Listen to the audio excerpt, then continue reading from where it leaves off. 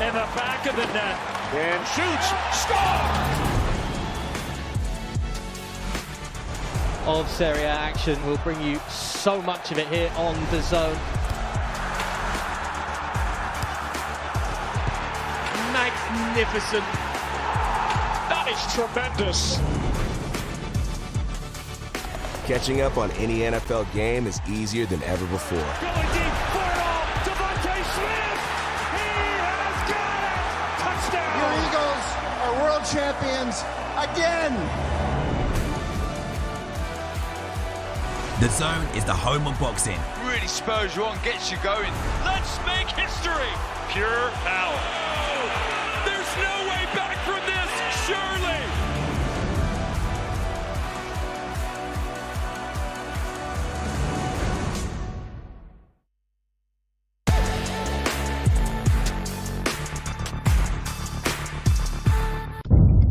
The following program is recommended for those 16 and over, as it contains sporting violence, possible bad language, and flashing imagery.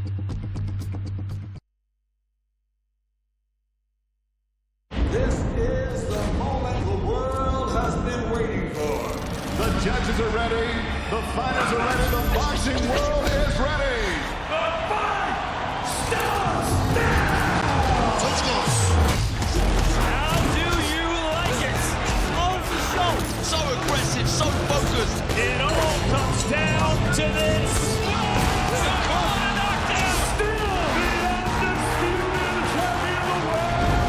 Fight Night Prelims live on DAZN.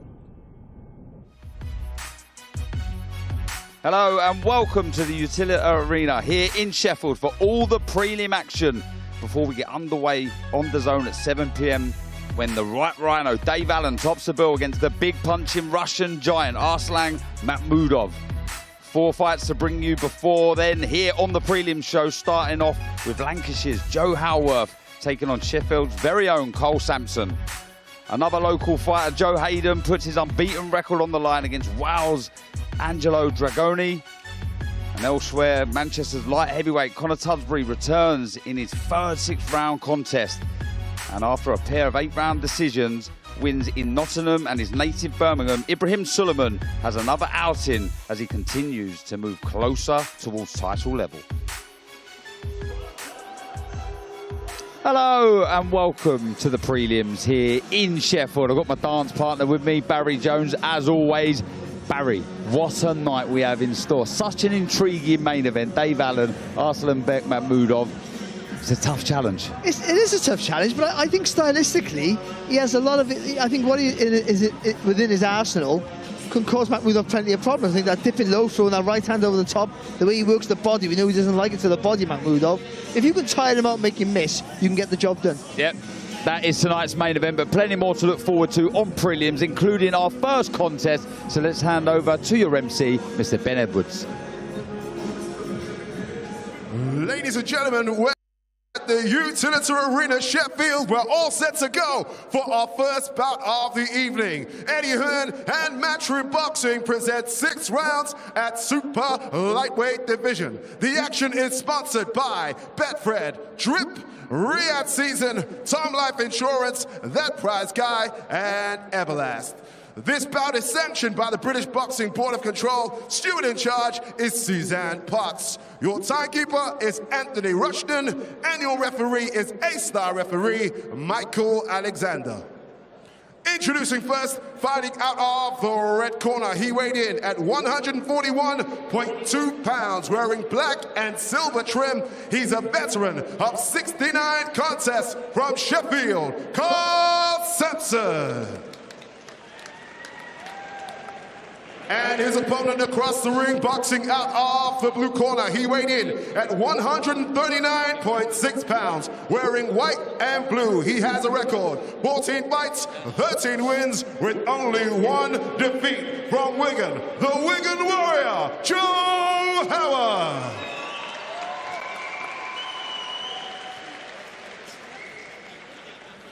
Well, lads, you both know the rules, so let's just have a good, clean fight, okay? Most of all, remember to defend yourself at all times, all right? 6 rounds in the super lightweight division. Joe Howarth versus Cole Sampson. to open up the prelims here in Sheffield. Second down, round one. Yep, welcome to the prelims. And this the opener, Cole Sampson, Joe Howarth, who's been under the watchful eye for one half of tonight's main event. Dave Allen also has Joe Hayden up next. So he'll be a watchful eye for those two opening bouts on the prelims. Joe Howarth, we see him recently, Barry. He's a good, talented fighter from Wigan. Lots to look forward to. Yeah, no, there's a lot to like about him, isn't there? You know, I think he keeps good structure to his work. I know we say the same thing every time we come on here, but it's true, and it's very important early in your career just to do the good habits. You know, you get all the flash stuff as you go along, but you've got to ingrain the good habits, and I think he has that. You know, a nice high guard, always tucked in nice and tight. There's feints as well. You know, all the things that when you develop and go along your career, they pay dividends against better boxers or more skillful, thoughtful fighters you will come up against. So yep. I think what he's doing right now is good. You know, not rushing his work, but taking the centre of the ring, you know, dictating the pace, dictating the fight. All our ring management. Management. That's what I'm trying to say. Management. That's right. Yeah, this is the 15th contest for Howarth. Does have the 4 stoppages, just the 1 defeat. Cole Sampson, on the other hand, 31 from Sheffield here.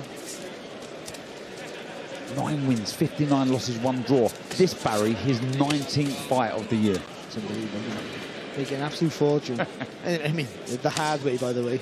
Let's not forget that. Yeah, he's only been stopped 6 times in those 59 losses, so he knows how to look after himself. You see with the feet, can you? Yeah. You're constantly a moving target. You know, he'll stay for a while and try and throw a shot, and then on his bike changing direction. And Howarth's just got to cut that ring off, that's all. Be a little bit more forceful, that's it, with the jab, that shot. Maybe double up with it. That'll close the space then for the right hand, and the left hook, I would say, to the body, probably the more preferable choice for him. And that loss I mentioned from Howarth come to the then unbeaten Josh Sanford, but since he's had everything his own way. It looks good, it looks tidy, solid, compact, working behind a nice jab. You pointed out right at the start, feinting, good footwork. And yeah, talks of a big fight for Howarth in December. So he needs to get the job done here.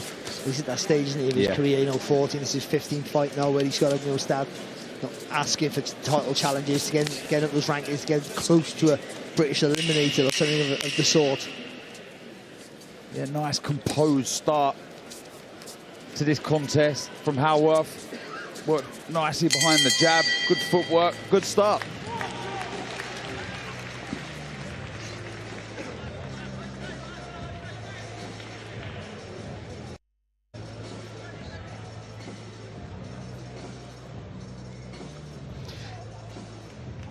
Yeah, a good start. You know, he didn't do much, but he had a good look at Sampson there, did Howarth, and just see what he was all about. Expecting to increase the pace now, show him the corner to say, listen, you know, start having more force with that jab, start getting those combinations into play, and just quicken up those feet. You haven't got to be bouncy, just slide those feet in the distance and let the punches go.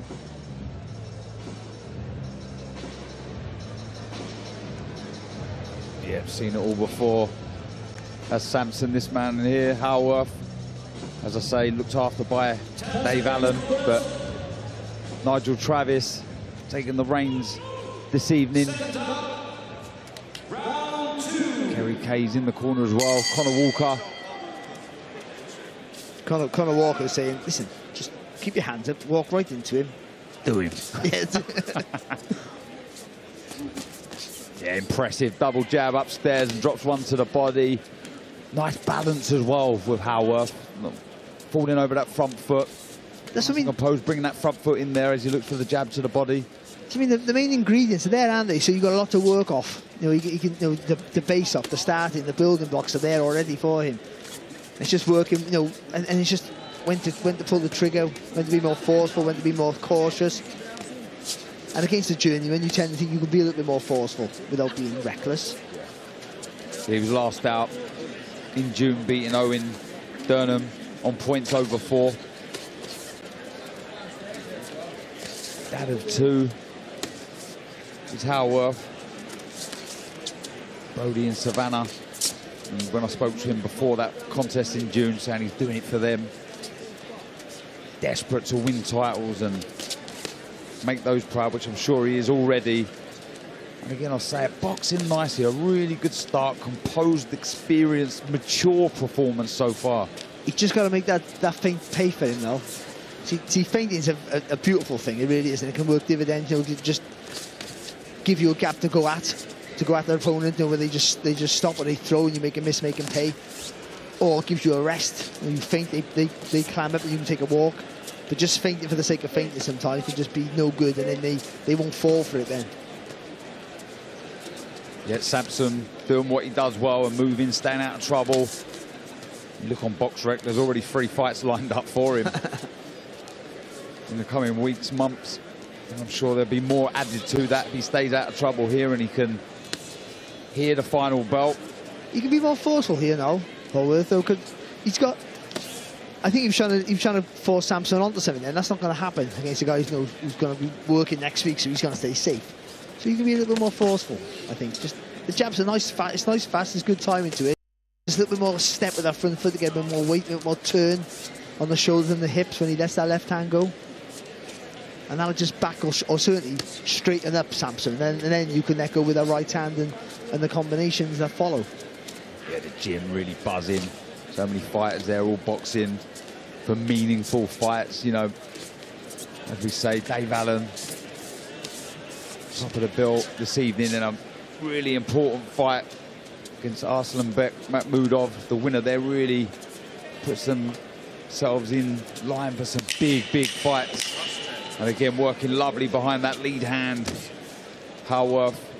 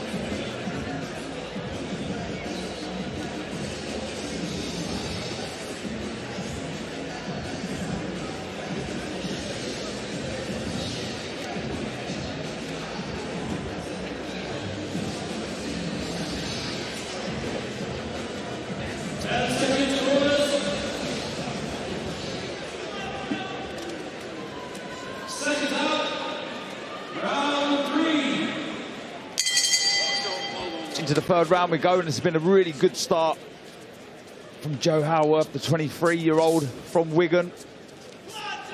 Calm, composed approach to this contest, showing levels here. Working well behind that lead hand. Drop into the body, seeing changes and thought in his work all the time.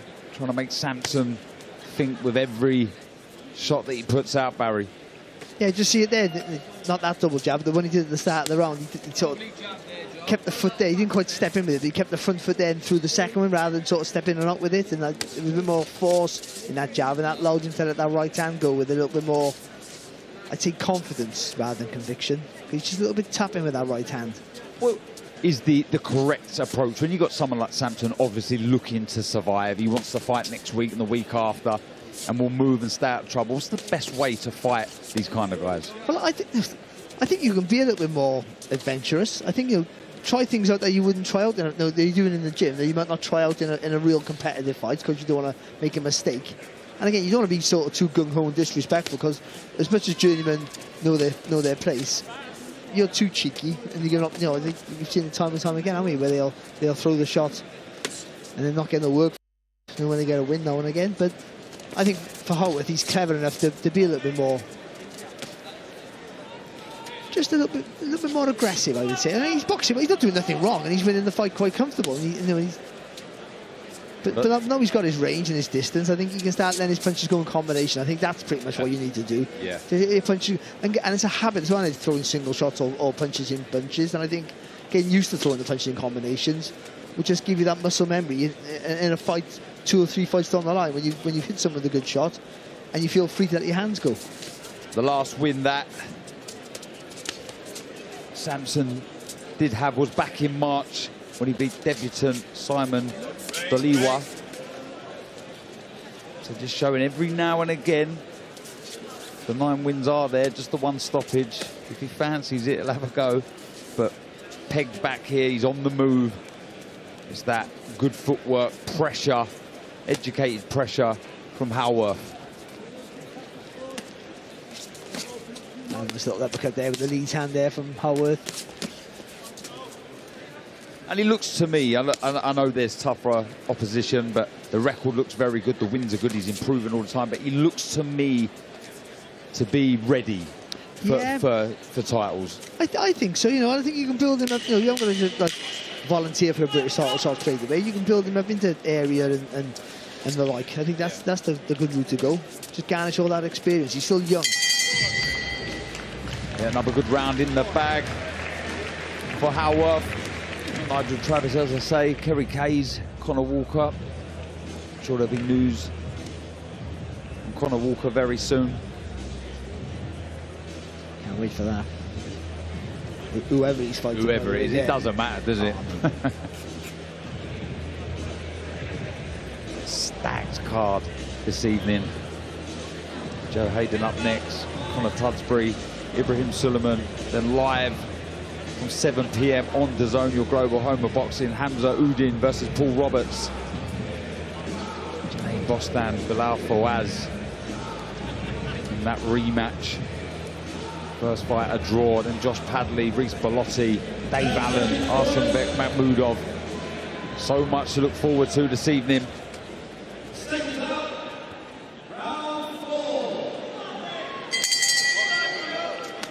Second half of the contest here, 4th round in the super lightweight division. Joe Haworth versus Cole Sampson. It's been all Joe Haworth. Looks very good. Educated pressure, hasn't wasted much, not been greedy, works well behind the lead hand. As I say, potential news if he gets through this, which it looks like he will. He'll be in a big fight in December. Fainting nicely, but as you say, Barry, I'd like to see him punch off of that now. Yeah, I think so. When you're doing nothing wrong, you know, it's safety first. And if there is a big fight looming, then this is just a shakeout for him, isn't it? And you'll think, listen, so last thing I want to do is hurt my hand, get cut. Anything of that sort of experience is not a good thing for him. But there is an opportunity. There's an opportunity here to practice things as well. So take it. Even there, I think he does potentially a lot of good things. You see there, his hands high. He was turning his body like he was going to block and counter. But just going through that routine. I like him in many ways. I think the fact that he just keeps his composure and his shape quite well. I know there's no pressure here, but it's a natural movement for him, isn't it, to keep those elbows tucked in nice and high, nice and tight, his hands up nice and high. And as I say, trained by Dave in the gym with Jamie Moore, Nigel Travis, but a shout out to his old coach, former Central Area champion Lee Blundell and Luke Blundell, who trained him for 10 years, and as you can see, they've done a great job. Good fighter, Lee. Yeah, really good. I remember Lee, yeah. Again, working nicely behind the jab, feinting there, double jab, that was better. Again, working off it, that's important. You do you're throwing it for a reason, get your rewards. Again, lovely, sharp, snappy jab. Although he's moved on now, he's done some good work, good sparring with Jack Cattrall before his fight with Arnold Barboza. So then rounds in the gym, sparring with top opposition, invaluable. And again, the balance, although he missed with that double jab, he brought his feet in, he wasn't falling over that front foot. No, he does keep that, he keeps that almost that same width, doesn't he, from the back of his heel to the front toe of his back foot. Was supposed to be fighting Kane Baker this evening, Haworth. Kane Baker unfortunately had to withdraw, so he got married, didn't he, Kane? He did, yeah. Bless him. In steps Cole Sampson, as he usually does. just closing the gap a little bit more here, isn't he? Yeah, a bit more forceful on that front foot. You can see, can't you, the movement of Samson's just upped ever so slightly.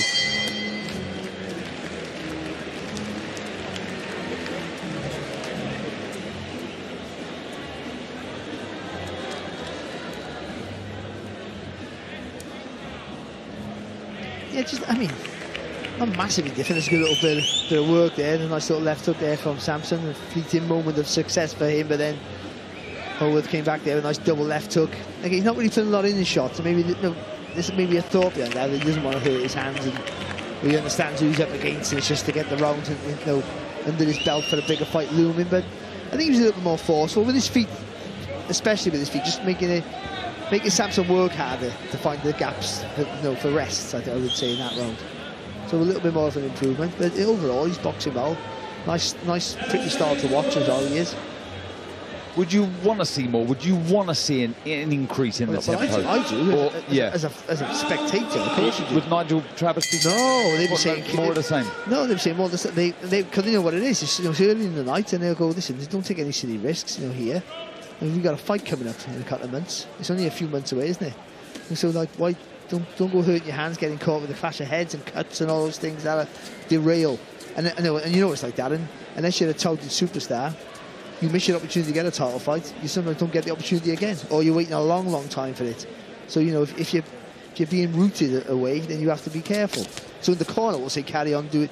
It's safety first. You're winning more than easy enough. But for us, we want to see more. There's not often that you get easy touches. Enjoy them. Yes, that's true. Just looking ringside, I can see Frank Smith, Eddie Hearn in Philadelphia for Boots Ennis later on this evening. Cross over the pond for that one. Live on DAZN. It is a good fight. First fight up in his new division.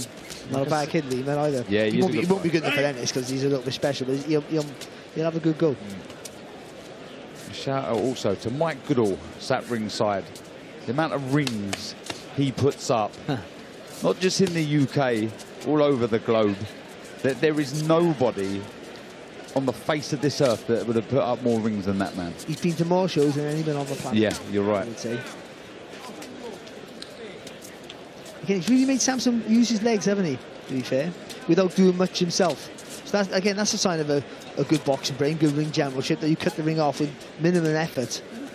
But how hard you make your opponent work to get that space. Yeah, just subtle little steps to left and right, pinning his man on the ropes or in the corner. And never greedy with his work. Works really, really well behind that lead hand, which is important. You can see his distance is already and always on point.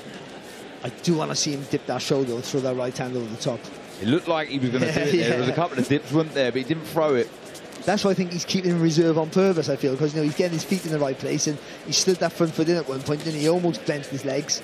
But he was there, and he knows it's there, but he just don't want to, or maybe being told, or thinks it's a risk not worth taking. And a good demonstration once again of the footwork there. Didn't let Samson out. Look, he's just keeping him pinned in this area. Look, just moving the right foot across, really making Samson work. Now stepping to the left.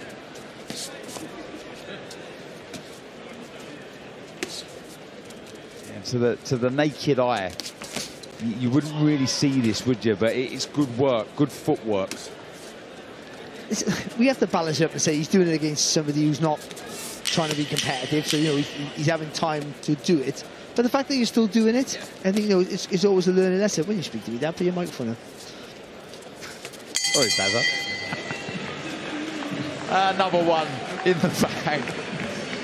The young Joe Howarth. I'm sure Nigel Travis in the corner there will be thrilled with his man. As you say, look, this is a run out before that potential big one in December. See, I think he's going through the motions. You see that combination? It's a lovely combination. So that's a nice solid jab there, mind to be fair. But he threw that combination with nothing on it. I think he could have put more on it, I think. I like him. I want to see him in a competitive fight. I think we'll see what he's made of. I mean, of all the skills and everything else you've got, until you're in a fight where there's high stakes, that's when you find out what they're all about, things you can't teach. And you sort of want to see that. I mean, he might be good enough, you never find that out, but I mean, I think technically he's very, very good. Yeah. So it gives him lots of potential going forward. How you been, Barry, anyway? What did you get up to Thursday night?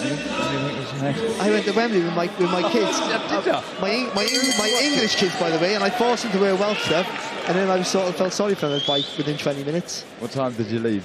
Let's not talk about that. Half time, apparently. Yeah, but the thing is, they young kids, they go to bed early.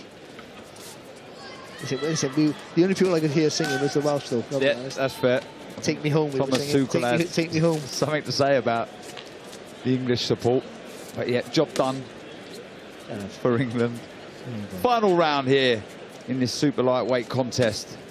Cole Sampson and the youngster, 13-1, Joe Howarth, looking good. Hasn't taken any unnecessary risks. The footwork's been good. The work with the lead hand, really, really good. A good run out. It'll be a good 6 rounds in the bank. The thing is, though, right, you've got a big pool of players to pick from. Let's get back to the boxing. No, he's boxed well. See, he got some little skills, just little slight movements there of the shoulders there, just get that screw shot with the right hand. There's a lot of natural talent.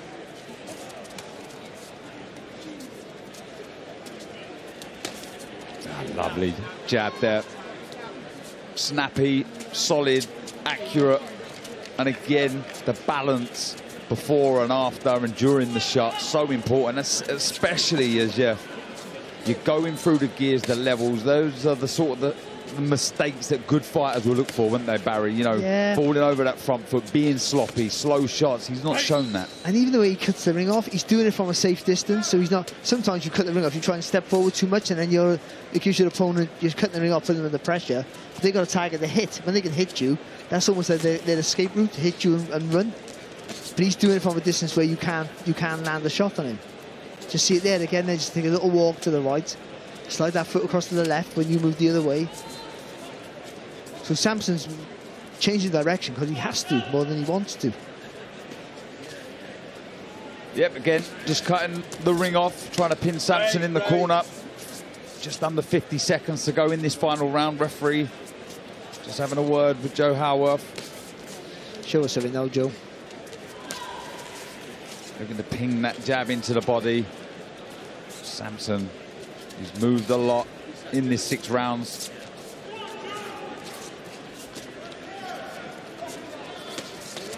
That's good.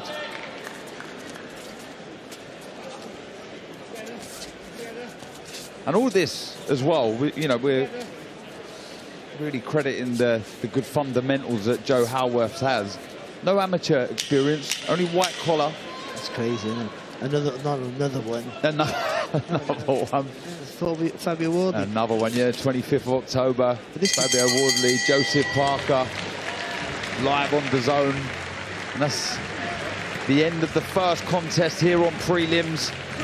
A shutout victory, no doubt, for Joe Howarth. Cole Sampson does what he does best, stays out of trouble. He'll be fighting very soon, for sure. He got a lot of skill. It's Howarth, a lot of skill. You can just see it in the movements he makes. And for a guy who's never boxed as an amateur, it's quite phenomenal because he's not like where a Wardley is just raw power and innate toughness and really reactive, instinctive, I should say. This kid has thoughts behind everything he does. You can see it, and I think we could have seen more of him. And I think it was a conscious effort not to do that. But he's a very, very talented kid. Yeah, very talented indeed. Just hand over to Ben Edwards for the decision.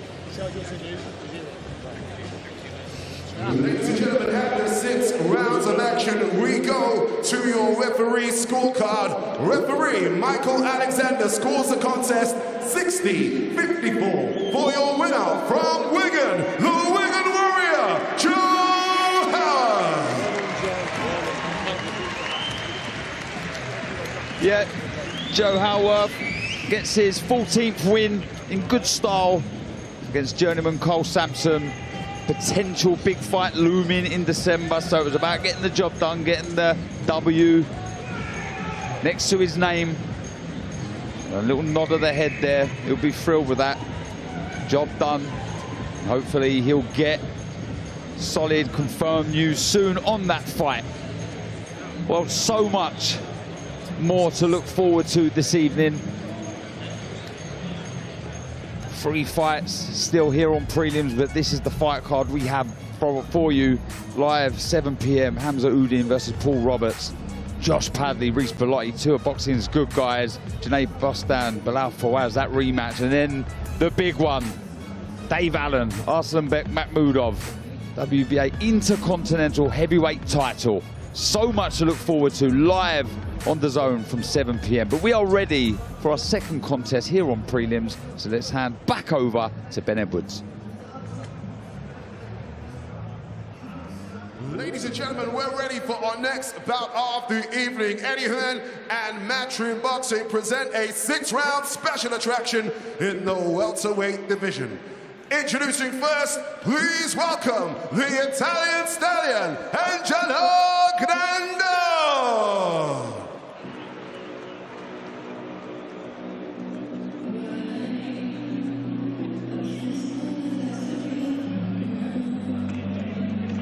And here he is, the Italian stallion, Angelo Dragoni, 35-year-old from Wales, Carmarthen, which is in West Wales, a beautiful part of the world. Is it really? It really is, yeah. It was genuinely absolutely stunning. Oh, I believe it is, Barry. No, you 10 wins, 8 losses. He won last time out. Did Dragoni, did Kai Richmond, over 4 rounds. And the 8 losses that he has on the record have a combined record of 40 wins and only 1 loss. So he's been match tough, has Dragoni. Been quite bullish, body language has been good all week. Through the weights as well, by the way. Boxed at featherweight, lightweight, no, light middle, super welter, sorry. I mean, he's gone up and down all the weights, so it's, I don't know what his natural weight is, to be honest. Well, in 2021, he challenged Jacob Robinson for the Welsh area featherweight title, losing on points. And 3 years later, he beat Jake Tinkling to win the Welsh area super lightweight title. I was ringside for the Robinson fight, actually. Good scrap.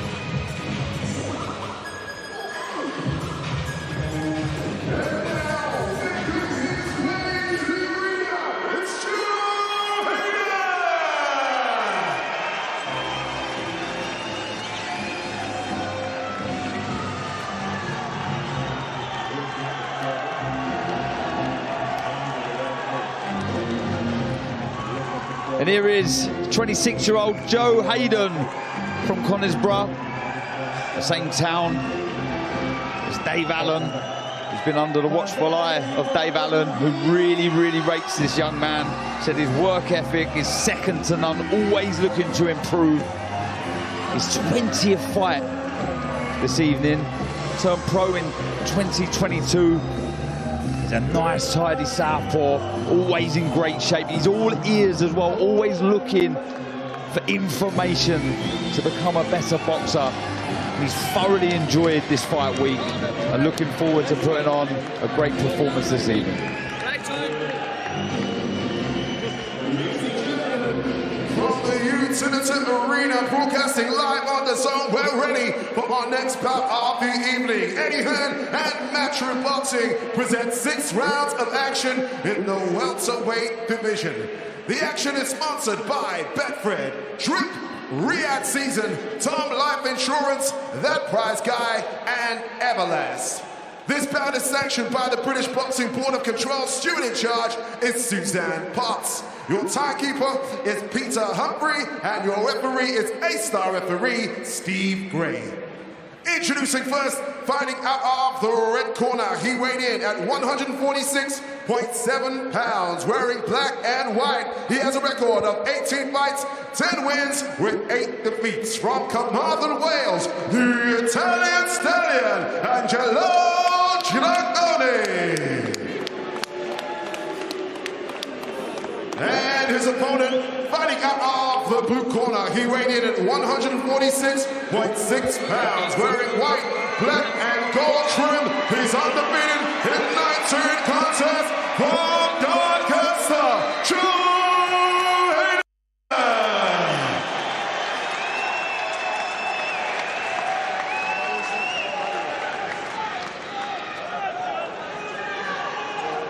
the best. Okay, boys, have a cold break. I expect to say one step back. Don't throw deliberate punches on the back of the head. Protect yourselves all the time. Just touch gloves. Get up, fellas. 6 rounds in the welterweight division. Joe Hayden, Angelo Dragoni. And he has sold some tickets. Joe Hayden. They're making themselves heard. Straight away, centre of the ring, Hayden. Nice southpaw, as I say, educated with his work. Doesn't get sloppy. A real student of the game, Barry. He's nice and smooth, isn't he, with his punches as well, so not very much tell on what he's going to throw. Now southpaw to boot, which makes it awkward for everybody. So for Dragoni, he's really got to try and get inside. Take that head on the outside when he throws that right hand. That's the right idea there, though, I think. Dip low and then come up, throw the body shot first, and the left hook over the top. Yep, just the 2 stoppages from the 19 wins, but one of them come last time out when he knocked out Rajesh Kunar in the 6th round. Lovely right to the body. So that physical strength starting to show, really starting to turn the hips into the shot, but he doesn't take any silly chances early on. Uses the rounds well to kind of wear down his opponents, make them miss and make them pay. He's got to get more on that. He's got to get more on that jab, though, I think. Certainly got to be faster coming back, because he's up against someone here who's going to be willing to take a shot to give a shot here, Dragoni, so he's going to need to keep him resetting. Yeah, Dave Allen, that has been very impressed with Hayden. Kept him busy. Says as he keeps winning, we're hopeful to put him into titles maybe spring next year, but no rush at all for Hayden.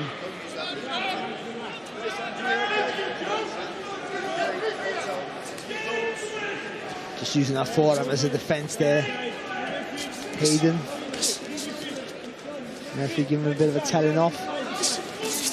And before that last fight where he got the stoppage, a really good win when he beat 16-1 Lewis Booth. So they're increasing the quality of opponent. Good footwork there, just looking with the right hand to the body, Dragoni. Well, I don't think he boxed a man with a winning record up until his last 2 fights, so they certainly, they're thinking this is the time to let him go, and this again on paper and so far proving it, a little bit of a test for him here. Maybe not technically, but physically here, because Dragoni trying to get close, trying to rough him up, just trying to get him out with rhythm. Yeah, he was definitely someone, Joe Hayden, a lot like Joe Howarth, who we see in the last fight, learning on the job. Most of his boxing has been done in the garden of Dave Allen, sparring with the lads there. So there's no rush to match him hard, but now starting to impress and looking good, the quality of opponent will increase.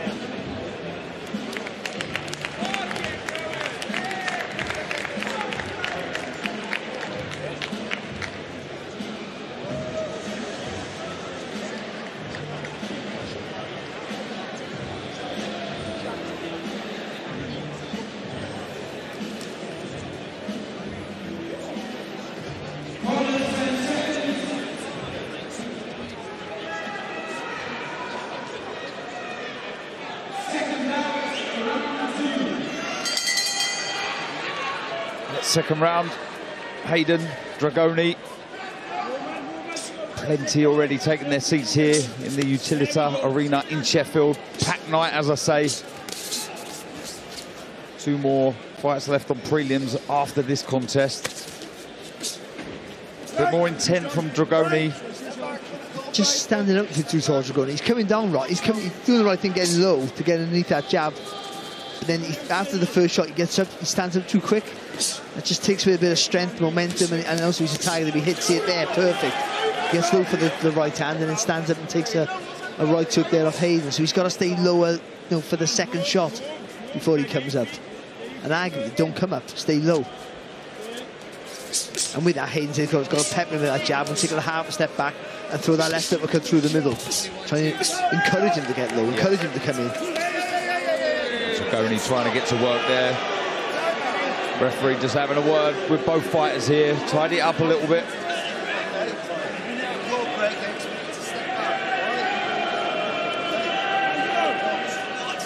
Another fighter, Joe Hayden, who keeps his shape well, moves the feet nicely, doesn't over-exaggerate it under attack. He'll take half a step back. He'll look for the counter. There was a nice little right hand though from Dragoni. Again, I go back to the just not enough strength in Hayden's right hand jab. It comes out fast enough, doesn't come back as fast as I'd like. Oh, good uppercut there though. Good work, yeah, lovely. That left to the body was nice, wasn't it? Then he stepped back through the 1-2. Little shot through the middle from Dragoni. So if he just turns that front foot in a little bit, and then he can just step a little, put a bit more weight there when he throws that jab. There, Hayden's starting right It was a lovely shot, that lead right hook. He's boxing nicely in this second round, still just over a minute to go, but he's increased the tempo and he's used the momentum, hasn't he, from Dragoni in his favour. And when he took a step back there, he just got the leverage with that right hook, got a bit more speed and torque on the shot, a bit more weight. Adds to the impact there from Hayden. Again, look at Dragoni now, he's not coming in so low, is he? No, he's not. Looking to work away. He's trying to rough up Hayden on the ropes. Just dabbing at an eye there. Hopefully there's no damage for Hayden. Hayden weighed 146 pounds for yesterday's weigh-in. Same as Dragoni. He's doing his job here, Dragoni. He's just trying to get Hayden out of his rhythm. It's not quite working yet, but that's the idea. Really trying to rough him up, isn't he? Hitting around the side of the head, on the waistband, on the arms, the shoulders. Trying to settle the 26-year-old from Conisborough. That was a lovely left to the body. Just missed with the right hook. Starting to heat up nicely, this contest.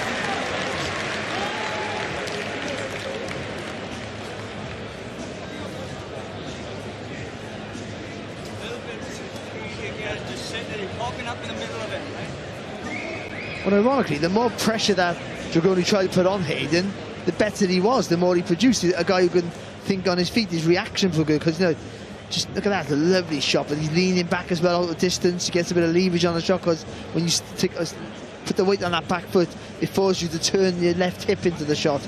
Just makes it a bit more dynamic. I think, and then when Dragoni at the end there tried to really force the pace again, maybe a little bit too high to do it, not low enough. But that allowed Hayden then to let his punches go. He had to, and I think with that we saw more quality in his work. Maybe a sign for him, if he's a bit busier, he's actually better.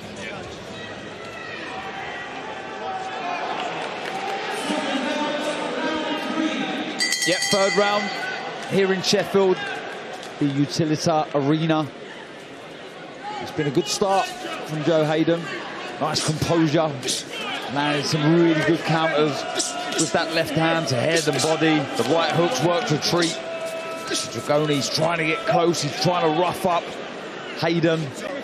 When you see a tall guy, I see a lot of tall guys in my height.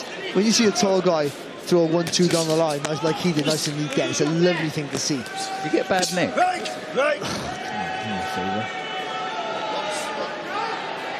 I've never lost in Australia.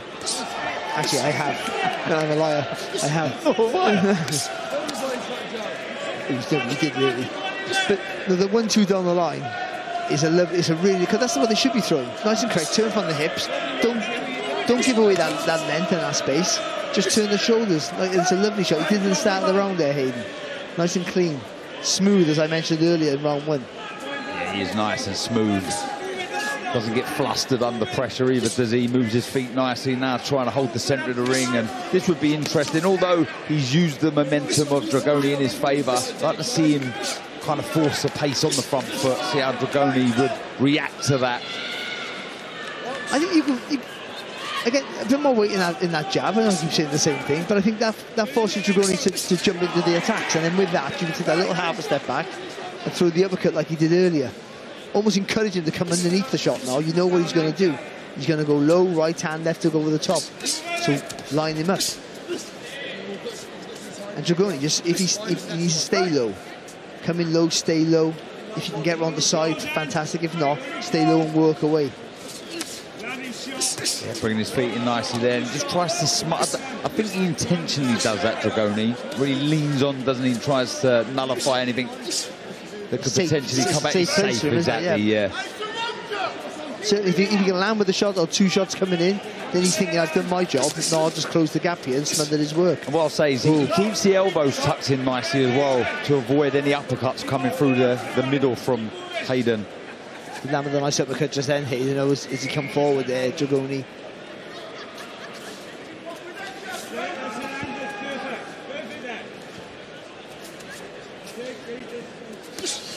Looking to counter Hayden. A few feints in there, didn't take the bait though. Dragoni, again the footwork very good and sharp from Hayden. He's looking for that uppercut again. Narrowly missing with the shot, but that's Hayden's feet though, isn't it? Yeah. Again, he's not dancing around, he's just skirting around the outside. Oh, and looking for that counter right hook again, another left to the body, but Dragoni's getting to work as well, looking to fire shots to head and body. It's been good work from Hayden. Again, no, I got him right. I think we see the best of him when he's put under pressure. Ironically, I think he'd be better having more time to do his work, but I think he reacts better. Forces him to do the work that maybe he doesn't want to do because he likes to just dictate from a long distance. He's able to find that right hook so easily, isn't he, when Dragoni's coming forward.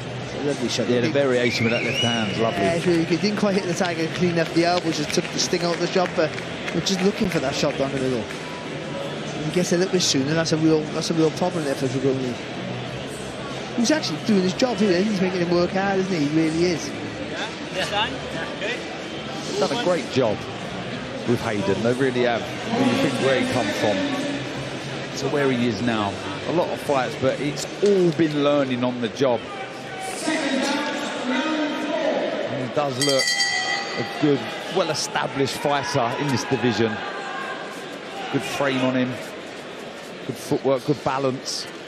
An awful lot to work with. Still only 26. See, they're looking to move his feet under pressure. You get a lot of fighters that don't have that amateur pedigree. Don't really know what to do, even with experience. They'll just trade, they'll look to throw shots instead of moving their feet, but we're not seeing that with Hayden. Good education, good work. Yeah, keeping your composure is the thing that you have to learn, isn't it? Some people got it naturally, but usually you have to learn it as you go along your career. And luckily for people like us, we learn in the amateurs when you have tough fights at the international level. You learn it the hard way, unfortunately. But you learn it all the same. Oh, that was a lovely left hand on the back foot from Hayden. Well-timed, accurate left hand. He's straight to his feet, Dragoni. But that was a beautiful shot, Barry Jones. Again, neat, simple, straight down the line. I spoke one in the last round. It's a beautiful shot to throw. Yeah, I said last time out, he got to stop his that physical strength. Really starting to turn his hips into the shots, and that was a lovely, well-timed shot through another beautiful right to the body round that left elbow of Dragoni. And this is really good stuff, and he's got to try and weather the storm. He's doing the right thing here, Dragoni, trying to tie up Hayden and stop him from working.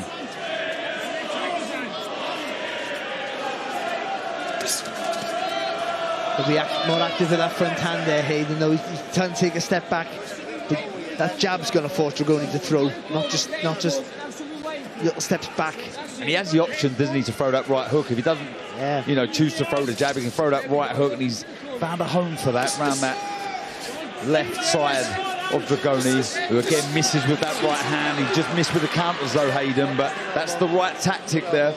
See, and with Dragoni, because Dragoni got his hand so high, almost, you know, like a shell-like defence, I think he's blinded by some of these shots. So again, that's why I think that bullet left hand on the middle is a shot that's almost a free shot. Oh, lovely. Oh, that was a lovely right hook left hand Took it well, look at Dragoni. He did.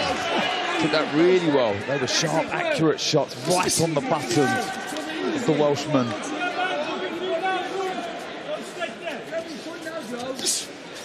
Good 1-2 again on the guard of Dragoni, but just moving the feet out. Credit to Dragoni. He's come back after that knockdown. He's on the front foot. He's trying to make something happen. He's got to be careful with that head so low as he comes forward. He's making Hayden work for this, isn't he? For sure. That's nice.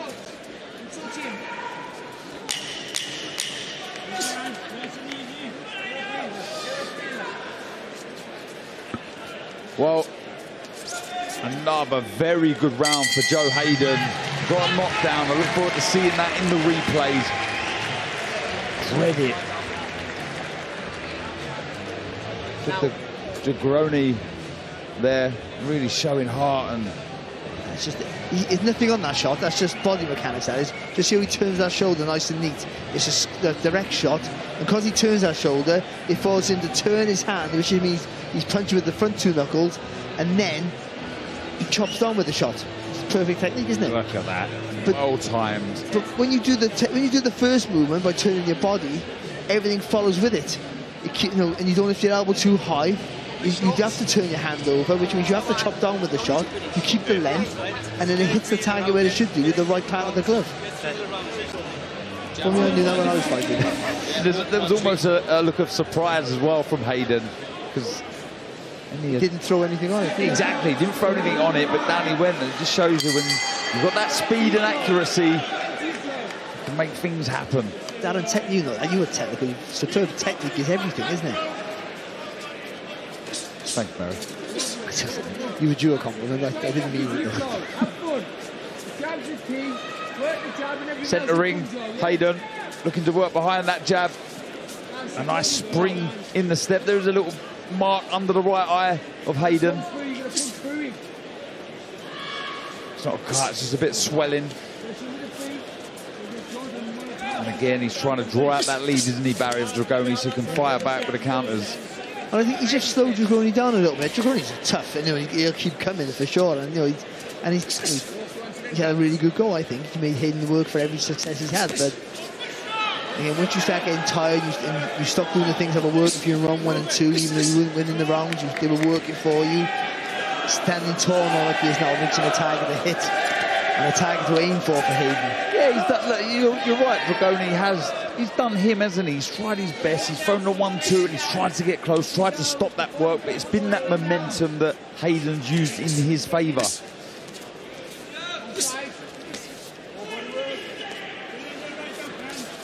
Footwork again, just moving away from that jab of Dragoni, tucking up nicely, staying out of trouble.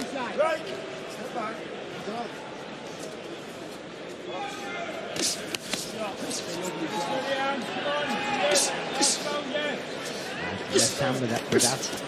Nice double jab, finish it off.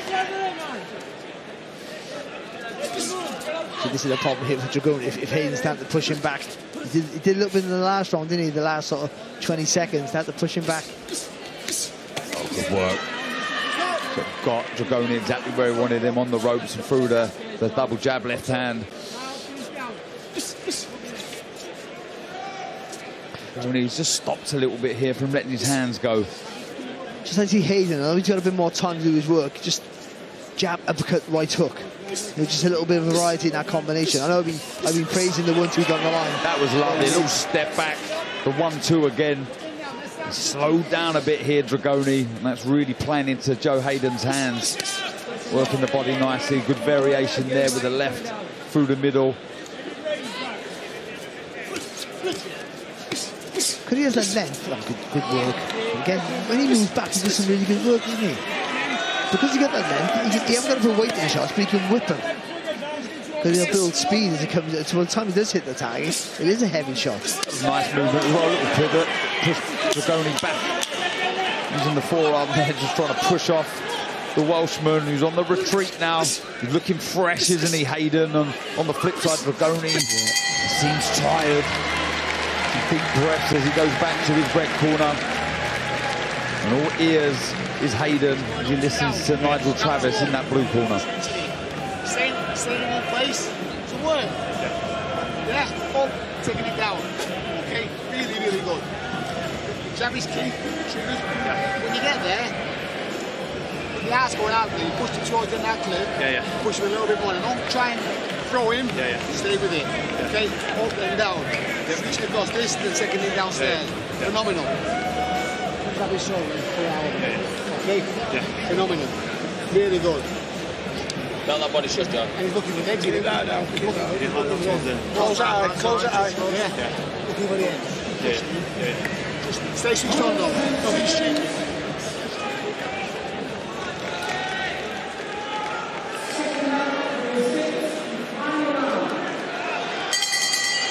Sixth round, final round, second fight here on prelims. Joe Hayden has looked very good against the tough game, Angelo Dragoni. As this fight's progressed, we've seen a knockdown for Hayden. Lovely left hand, beautiful shot, well timed left hand, and Dragoni's just started to show the signs of tiredness. You can see now on the retreat for the majority, he was trying to be the aggressor, although it did work in Hayden's favour.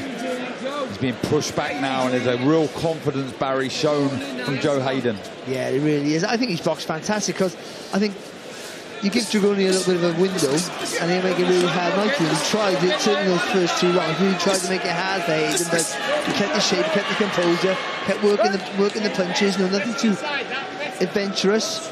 I think he was all this basic good work, some of the uppercuts and leaning back with that right hook. Good right hand from Dragoni in this final round. As I say, come into this contest, look, with a winning record, just about 10 wins, 8 losses, and there was intent, wasn't there? There was a real desire to try and upset the local favourite. Yeah, Hayden's been really good, just some really pockets of quality work. Real composure, hasn't wasted much at all. Lovely left uppercut right through the guard of Dragoni. Those elbows a little wide this time. A good right hook followed by left hand. Really closing the show in style is Hayden. Took that well there, Dragoni, didn't he? But pressure's on him now. Got to try and stay close here to Hayden. Hayden, even though pushing him back, got to again step in with that jab and then really let that left hand go now. Yeah, keep the length. I've been really impressed with Hayden. It's been a really good workout against, as we've said already, Dragoni's tough, he's game, and he's come to win here, but he's been pegged back. He's taken a lot of shots, accurate shots, both on front foot and back foot, as we see there. Being forceful, being proactive is Hayden. Again, when it's a higher pace, he reacts better, doesn't he? You see, he thinks, you see the way through that 1-2, you see the gap, and it was instant. It was the hands were faster. I mean, when he gives himself too much time, I think it's not. It doesn't work for him. I think he needs to. Tend to get the taller and longer. They need more time.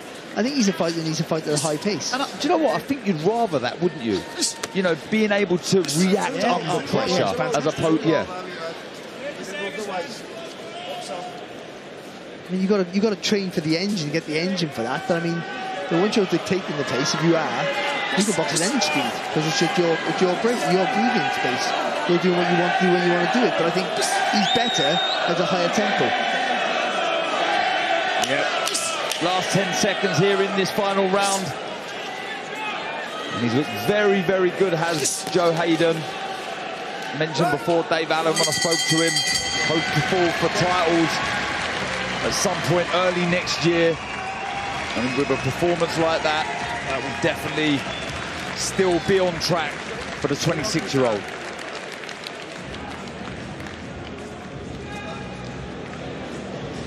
It looked like he was going to be. He wasn't losing any rounds. It looked like it might be a difficult fight to him in the first sort of 3 rounds. Like a real tough fight. He's going to have to dig out a little bit, but it wasn't in the end. And that's not. Dragoni tried his best, but I think Hayden just really adapted very quickly. Let the punches go smoothly, like we mentioned at the start of the first round. Picked his shots well. Punches going back so fantastically. And when he's forced to box at a higher pace, we see the very best of him. Now 1-2 down the line was fantastic. No effort in the shot. That dropped Dragoni. It was a lovely bit of work, and at the end he pushed the pace, and I thought it was a really, really good performance. Yeah, I agree with you there, Barry. No doubt Joe Hayden will move to 20-0. So let's hand over to Ben Edwards. Ladies and gentlemen, after 6 rounds of action, we go to your referee scorecard.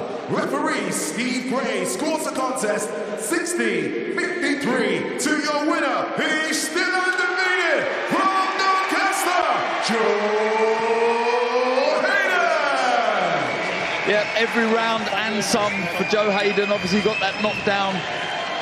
Very good performance, composed, experienced, mature performance from Joe Hayden.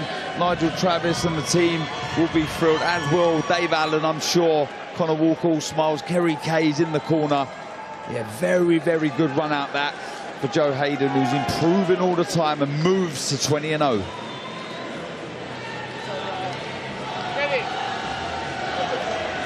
Love it as well, the team, they all get involved. Connor Walker, as I say, big nights ahead for him. He's all smiles for the rest of the team.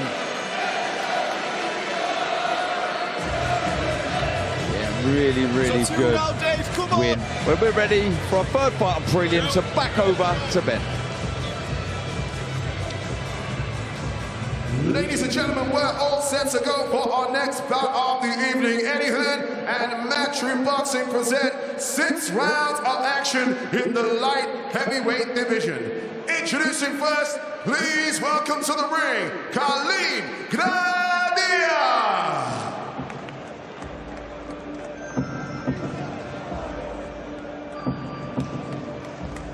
And here is the 42-year-old Frenchman, Khalid Gradia.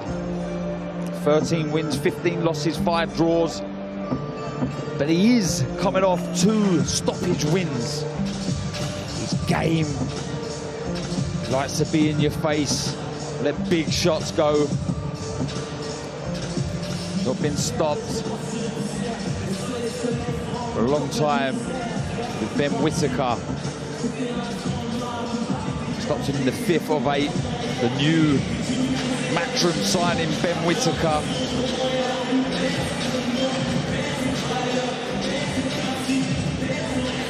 And now let's ring the arena, the undefeated Connor Tunsbury.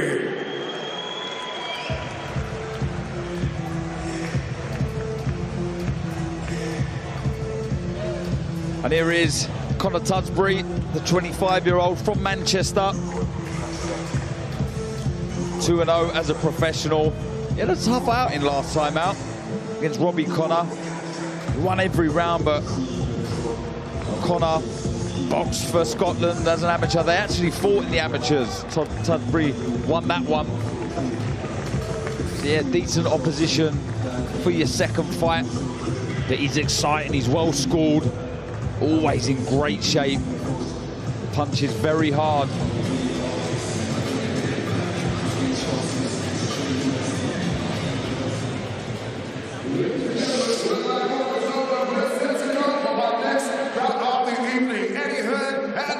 Boxing presents 6 rounds of action in the light heavyweight division. The action is sponsored by Betfred, Drip, Riyadh Season, Tom Life Insurance, That Prize Guy, and Everlast.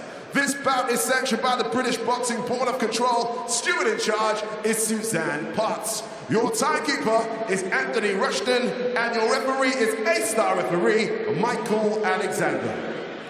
Introducing first, boxing out of the red corner, he weighed in at 177.2 pounds, wearing white trunks with blue trim. He has a record of 33 fights, 15 wins from Luxembourg, Khalid Gradia.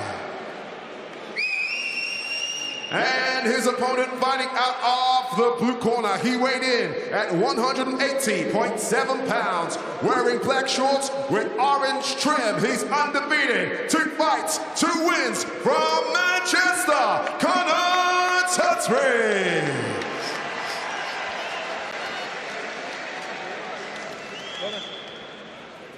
Well, as you both know the rules, so let's just have a good, clean fight, okay?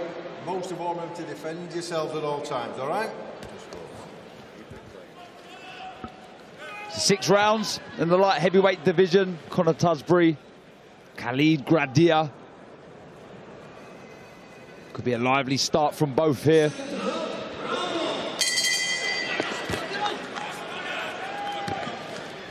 Yep. A well-schooled fighter is Tudsbury. Over 100 amateur fights. Representing GB, numerous competitions. Khalid, as I say, 42-year-old. Give him a sniff of an opportunity, he'll take it.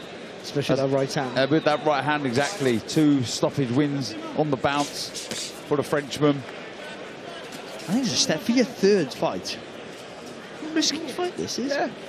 You look at people and go, oh, nah, you know, he's 15, you know, but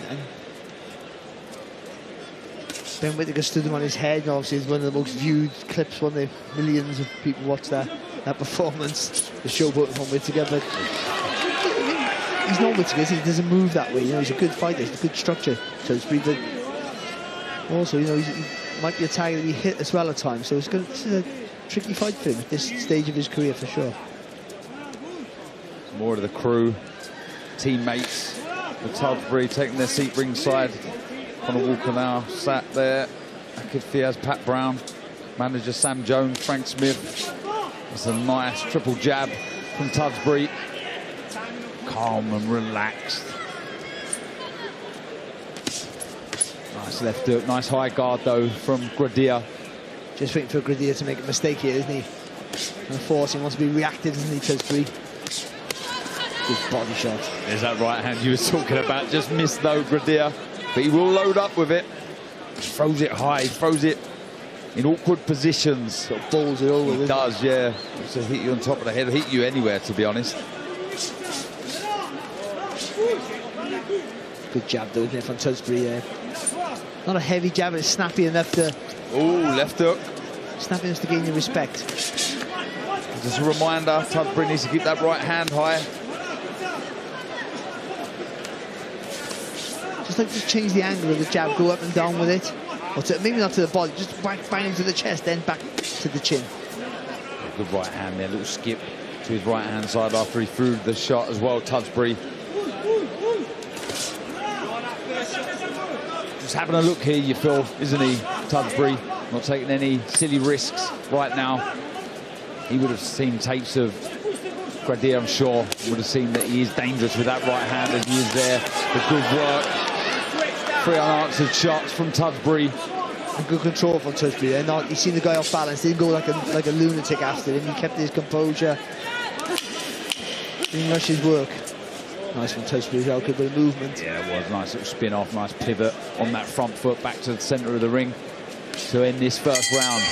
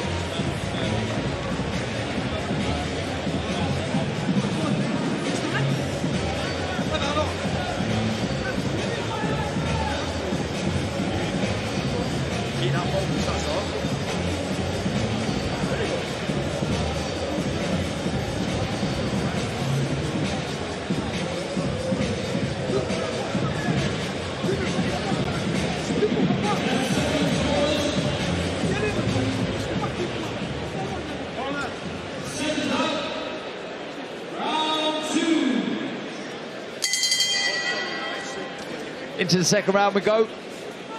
Tudsbury versus Gradia from France. We've seen sort of winging the odd shot here and there. Dangerous with that right hand, but he does telegraph the shot, just throwing it more to the body there. It's good left hook there from Gradia as well, and that's good. If you can get something else as well for Tudsbury to think about. Like I said at the start of the round, Tudsbury's not Whittaker. He is a target to be hit. More forceful with his work, though. I think that's the thing, but he is also there to be countered, so he's got to be smart. His hands got to come straight back up when he's throwing. They've got to come back as fast as they go out. Lovely. That was good work. Left uppercut, left hook. Good variation, and that comes from that pedigree. Well scored, as I've said numerous times. Just trying to push Tudsbury back here is Gradia.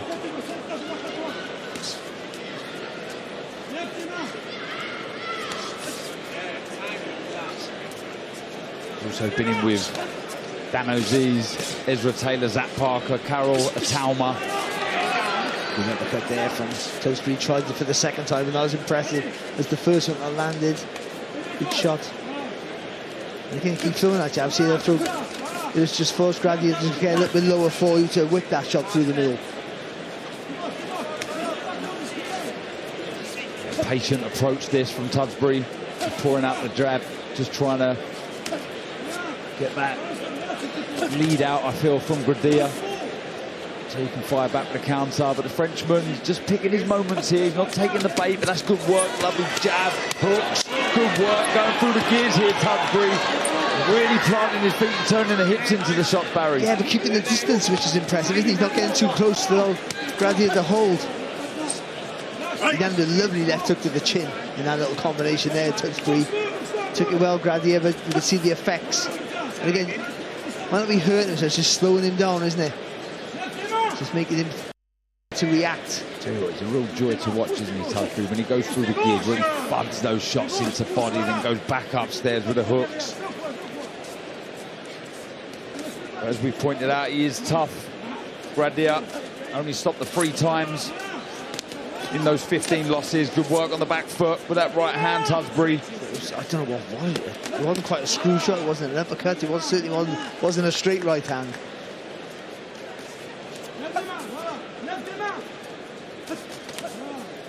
Just over telegraphing the shots, isn't he? There, but Tewksbury's quite comfortable there.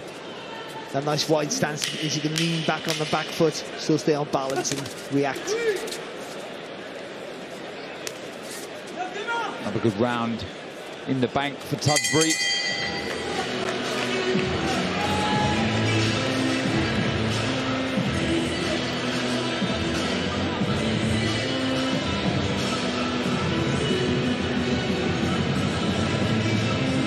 I thought it was a really good round there for Tewksbury, just improving on the first, but more forceful. And like you said, Darren, when he puts his punches together, he's an absolute joy to watch.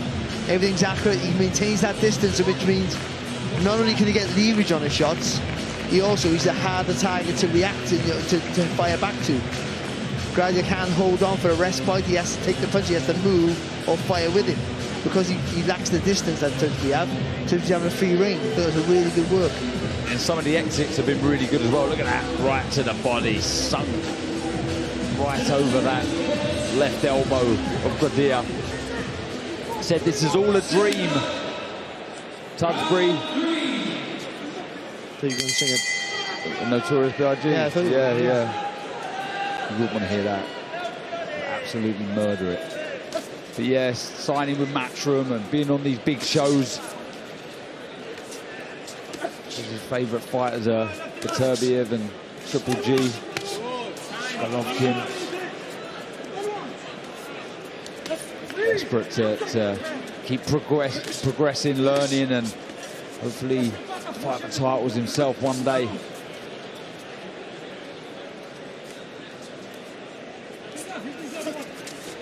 A good head movement there as well from Tewksbury. Dave Allen rates him as well. He's really strong, powerful, exciting, and feels he's one for the future, one to keep an eye on. Gradia trying to let his hands go. I know Tewksbury wants to walk him onto a shot, but I don't give him too much, don't coast too much, don't give him too much encouragement to want to come forward, just because momentum's a funny thing with fights, isn't it?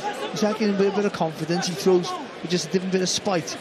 Keep that jab in his face, keep that right hand there. And force him to try and fire off your work, and then he might jump into making mistakes. Yeah, and he does tend to do that, Gradia, which could be his detriment, as you say. Good footwork there, just moving, trying to get back to the centre of the ring. You almost feel as if he's trying to walk Gradia onto something here. Could you find out quite often somebody who jumps into the shot, or somebody who lunges into their punches, which he does, swinging that right hand over the top? What works for him quite often is what gets him into trouble. So as long as you're sharp and you're aware of what's coming, force him to do it. Oh, good work there. It was a body shot that went in first, then a right uppercut, a left hook, and as you said there, Gradia looking to trade with Tewksbury. And there are gaps there when he does let his hands go with the pedigree the schooling that he has, Tusbury. Will he find one of those as he trades with Gradia? Clash of heads there as well. Nothing happened, luckily. No damage. Just gonna stay active with that left hand here, Tusbury. He's moving the head slowly, isn't he, Gradia? The hands aren't quite high enough to defend those jabs that are coming his way. But Tusbury's retreated a little bit in this round, and that's allowed Gradia just a little bit more confidence, hasn't it? Walking onto a left hook there, Gradia. What would you be saying as he goes back to the corner? Yeah, I'd say you were trying to set him up with shots, and I understand that, but force him back, force him to react when he's moving backwards, and then you'll jump in, his balance and his distance will be wrong, and then you can get the counter shots that you want into play with more effect. But push him back, don't give him any confidence of coming forward.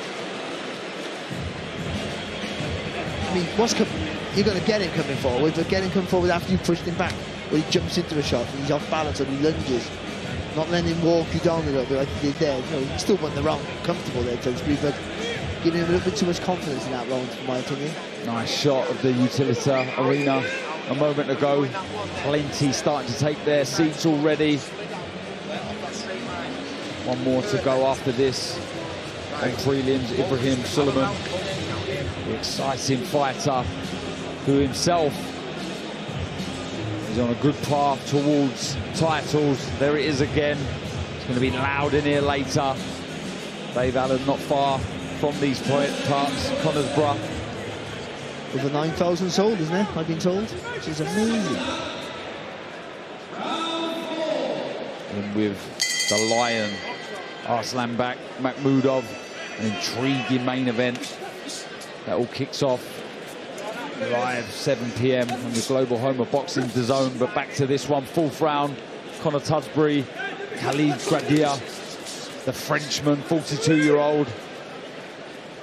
Every now and again, he'll look to trade with Tusbury, keeps the man from Manchester thinking. But as we've said, there are gaps there when he lets his hands go. Worked the body well, hasn't he, Tusbury?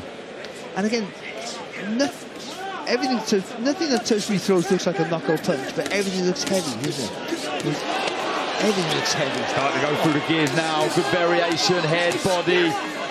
Increasing the tempo, as you were asking for in that previous round. There's a bit more aggression on the front foot, and is that a delayed reaction? Is that a body shot? The referee waved this one off. I think it was a shot to the body there.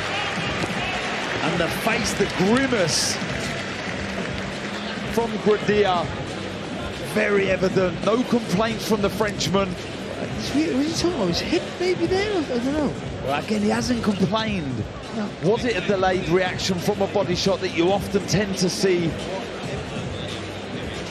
He was starting to let the hands go, Tusbury, really going through the gears. But it wasn't the reaction of like when you get hurt with a body shot, was it? Or winded? No. It certainly wasn't winded. Or I've cracked the rib. I know how painful that is, but nothing like that. Have a look at these replays. Nice stiff jab. It's a good right hand. Oh, it's a lovely shot. Oh, it's that body shot there. You might have cracked the rib there. You know. Yeah, really good work. Yeah, went through the gears. Yeah, you see it. Bend over. Yeah, that's it. Yeah, that was that lovely right to the body. There was a couple, wasn't there, Barry? I know what that's like. You know what that's like, indeed. Look at that thudding. You can see the reaction, the other side of the body. That power from Tusbury. Look at the face. That's a fantastic slow motion. Look at how he's fighting that gum shield, isn't he? Yeah, he'd be thrilled with that. That was a good performance. Tough Frenchman, game. On the receiving end of two heavy body shots. You can see letting his hands go. He let his hand back over to Ben Edwards. Ladies and gentlemen, referee Michael Alexander calls a halt to the contest. 58 seconds into round number 4. Your winner by TKO, Conor Tusbury. Yeah, two thudding right hands to the body from Conor Tusbury, and that was all she wrote. I'm sure he has probably broken a rib there, Barry. That reaction said an awful lot. And Jamie Moore, Sam Jones' manager, will be thrilled at half a smile on the face of Tusbury. He went about that nicely, didn't he, Barry? Didn't rush anything, educated pressure, and you can see there the winner, Connor Tusbury.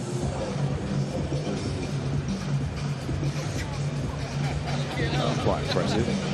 Say he jumped higher than you then, Barry. Higher than me as a person, or higher than I can jump? Because this is very confusing. How do I find which insult are you throwing at me, Darren? I wouldn't say the latter, because you're a keen basketball player. I can imagine you can. I imagine you can jump quite high. Yeah. Can you jump higher? If you lay down on the floor, we'll find out. Okay. Well, we'll have to test out Barry's elevation all over you at some point. But anyway, we're ready for our final contest on prelims. So let's hand back over to your MC, Ben Edwards. Ladies and gentlemen, we're all set to go with our next bout of the evening. Eddie Hearn and Matchroom Boxing present a special attraction in the super featherweight division. Introducing first to the ring, please welcome James Shurenchi.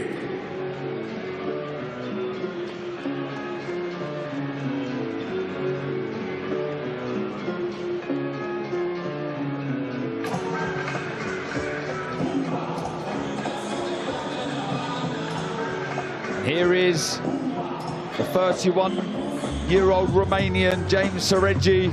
22 wins, just the 6 defeats. Only 1 stoppage from those defeats. 10, however, inside the distance for him. He's a tough, solid boxer that carries a decent dig. Last out in July, and he lost to unbeaten Devrim Gokduman over 10 rounds. But he's a threat, he carries power.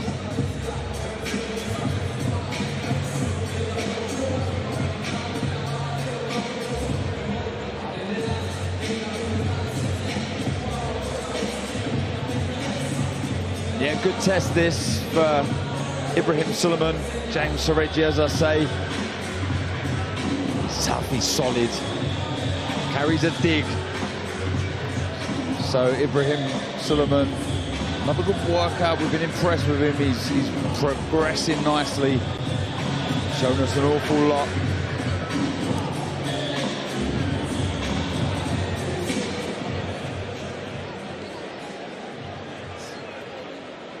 And his opponent, please welcome to the arena, Spider Ibrahim Suleiman.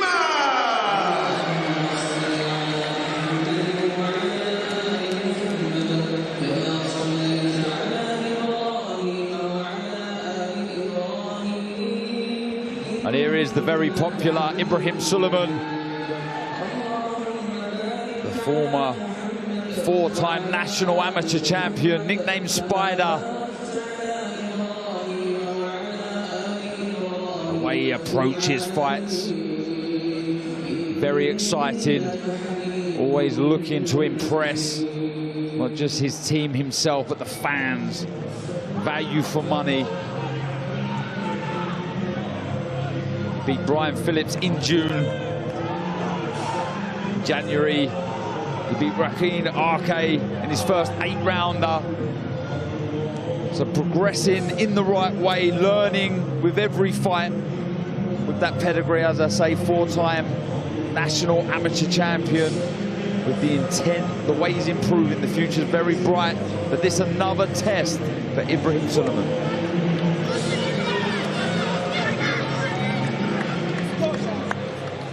Ladies and gentlemen, we're live on the zone and we're all set to go for our next bout of the evening. Eddie Hearn and Matchroom Boxing present 8 rounds in the super featherweight division.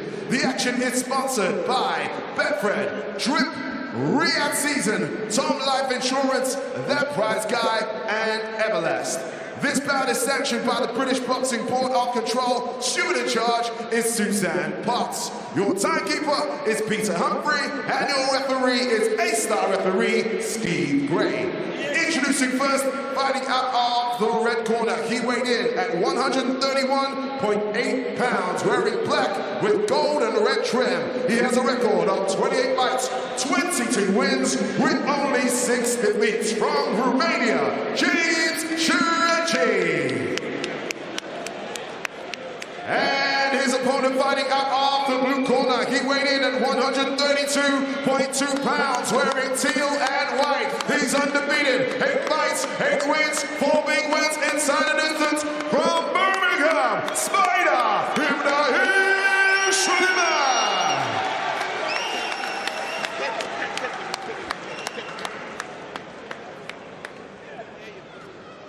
Yeah, out in number 9 for Ibrahim Suleiman from Birmingham.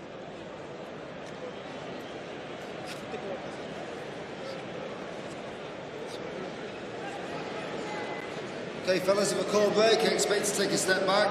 Don't deliberately throw punches around the back of the head. Protect yourselves at all times. Touch gloves. 8 3-minute rounds in the super featherweight division.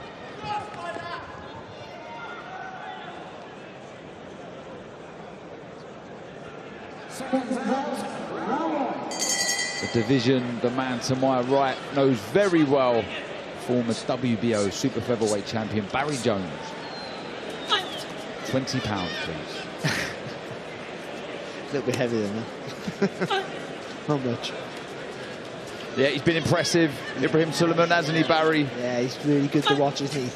Explosive, athletic, a lot of awkward as well, all these things that you don't want to come up against. He has that. And a good temperament too, as well, with it, Darren. Yeah, I think that the word you use there, explosive, is exactly that. Always looking to impress, as I said, in his ring walk there, but in with a tough opponent here. Shireci, good record, solid puncher, just the 6 defeats, and off those he's only been stopped once. But again, going the 8 rounds last time out, you know, that's good work for you, and also, you know, just gives you a little bit of grounding, and you know, when you're stepping up and slowly stepping up the level. You know, the shots that were making people grimace and fall over early in your career, it's not going to happen for you. So, you know, you did pick your shots well, but it shows you have to have some patience as well with your work.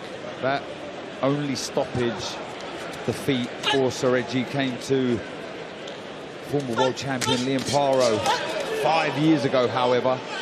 Also lost to Danny Quartermain June last year. He actually dropped Quartermain in the first with a lovely left hook, so Suleiman is going to have to stay switched on. That's, I mean, that's the sort of point, you know, Quartermain, you know, way advanced the way Suleiman is in his career. I'm not saying anything better, just way advanced in his career. And that was the WBO European title fight, I think, if I'm not mistaken. So, you know, it shows the ambition that him and his team have for him. Even though the guy didn't win the fight, there was only one winner, he made him work, made Quartermain work for it, didn't he? Yeah, he did. As you say, he's passed every test so far, Suleiman. He's looked good. He's had to overcome some awful moments in his career. He was cut against Kevin Tranter. It was a terrible cut.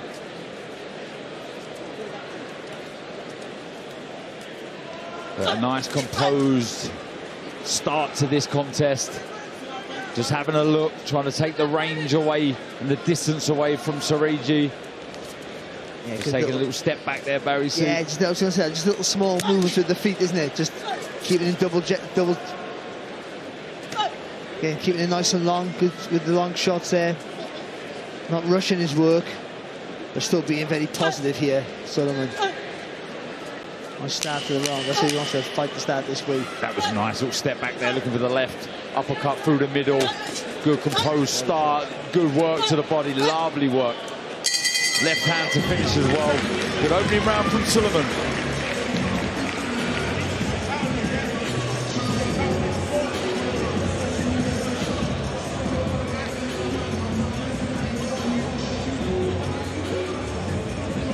And what a fight this is.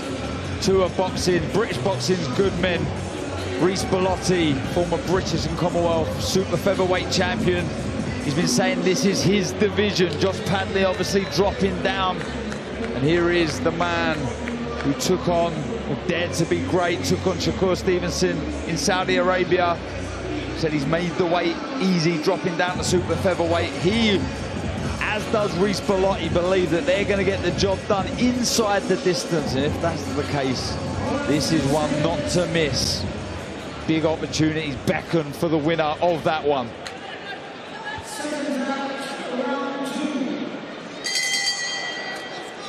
Into the second round we go. This also a super featherweight contest. Ibrahim Suleiman, James Sarigi from Romania. Good, educated opening round from Suleiman. Managed by JK, who's ringside rapper. Do you know, you're a fan of JK's music? Yeah. It's not my sort of go-to. No? Yeah, I know who he is. Who's your go-to out of curiosity? Bit of Elvis? Tom Jones. Uncle Tom, we call him.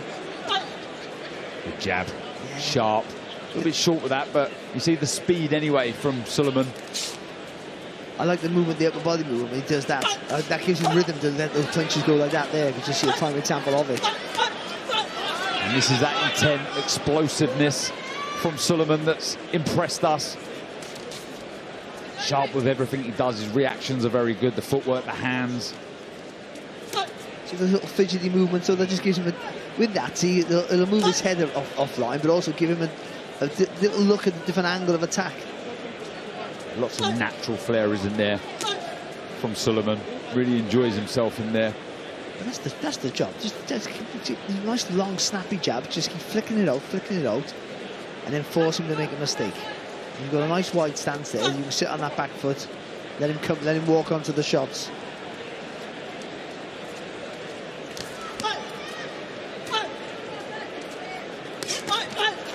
He announced himself, didn't he, with that incredible debut, destroying Jesus Gonzalez in the second round. Very, very impressive. It really has. It's a lovely jab.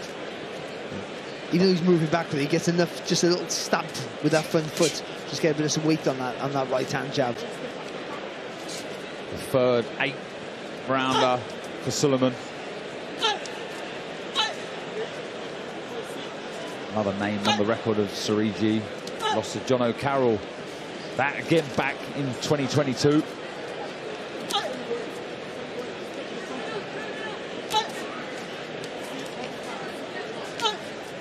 That's what he needs to do here, Suleiman. It's on Sarigi now to close that gap, to take that risk, to try and land on the target. And when he does, then you throw that left uppercut through the middle, or you bang that left hand right down the line. Yeah, he's just dictating, isn't he, behind that southpaw jab. Not taking any unnecessary risks. That was a nice right to the body, though, from Sarigi. He's trying to pick his moments here, not wasting anything. He knows if he misses, he's going to get hit with something back, so he's not taking any silly risks.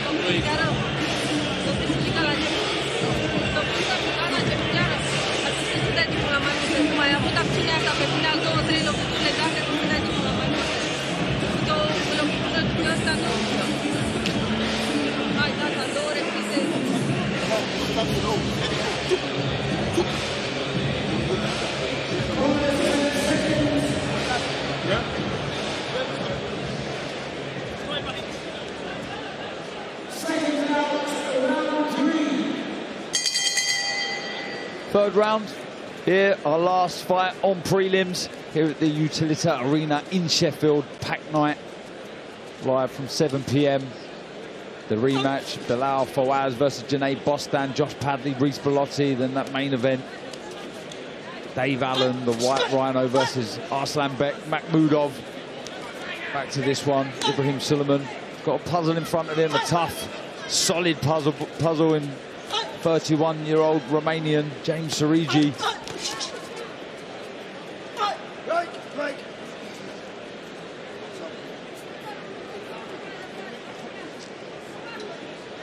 Yeah, he can start putting his punches together now, can't he, Sullivan, I think. I think you've seen what Surigi's got to offer now, I think. Start to read what his rhythm is. Nice. He just kept him thinking, hasn't he, Surigi? Every now and again, just winging in a big right hand or a left hook. But even he leans over, he doesn't lean over the front foot, he leans over that front knee, so he's on you without being off balance, and the hands are high, so he's always a threatening figure in front of you, isn't he? But with that, Sullivan has got the ability to whip those shots in, and I mean whip him, flick him in like that. Picking the right shot there as he fell short with the right to the body. Suleimani for a nice left uppercut. He just put the shot there, he didn't load up with it.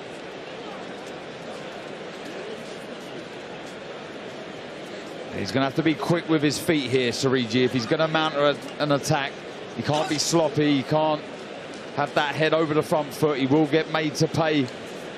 Well, he's got to throw one as soon as Sullivan holds his feet to let his punches go. Surigi got to go then, straight away. Got to try and judge that and time that. Good footwork, good head movement, more intent there, just stepping in behind a double jab, Surigi.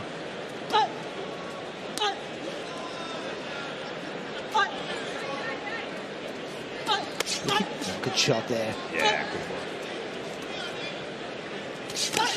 Oh, again, lovely shot, left hand there from Sullivan. Just trying to quick, isn't he, with the counters, Barry? Yeah, really so quick. The reactions, the footwork, and the speed of hand, so impressive. But again, though, because your elbows are tucked in tight, it means you don't open them, you don't flay them out. And if you turn the body, which usually when you feel your elbows touching the body, you'll turn your body, and then that natural athletic movement comes into play, and it means you have no tell on your punches then, and you get the weight in the shot. It's what you need to throw. People think when you want to throw a heavy shot, I can't talk about power. When you have a heavy shot, you have to almost swing them in, but it's not the case.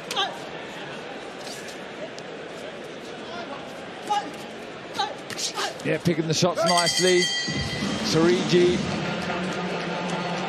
looking to land heavy shots, trying to be aggressive on the front foot, but every time he does, he gets caught with good, solid counters. There is the Utilita Arena, and here's the highlights of Ibrahim Sulaiman. Yeah, look at that there. Yeah, has to take a body shot, but half blocks him, and then comes back with a lovely shot. And again, then left hand over the top there, just showing a different bit of variety. Good reactions, good counter punching there from Sullivan.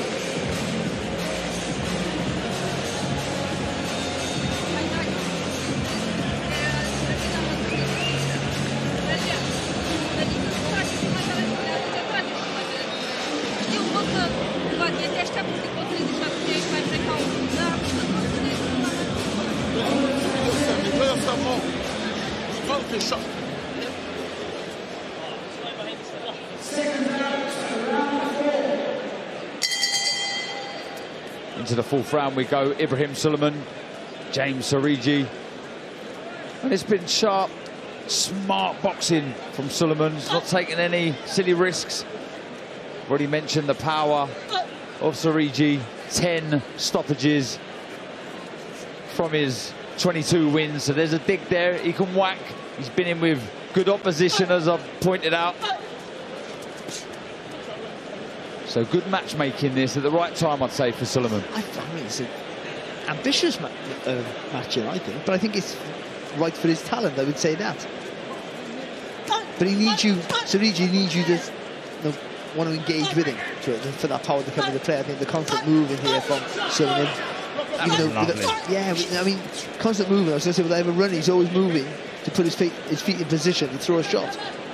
Double left hook there. He started upstairs with that left hand. The hands went high of Surigi, then he dropped the left to the body, and again just waiting for a sloppy shot to come out from the Romanian so he can look for the counter again.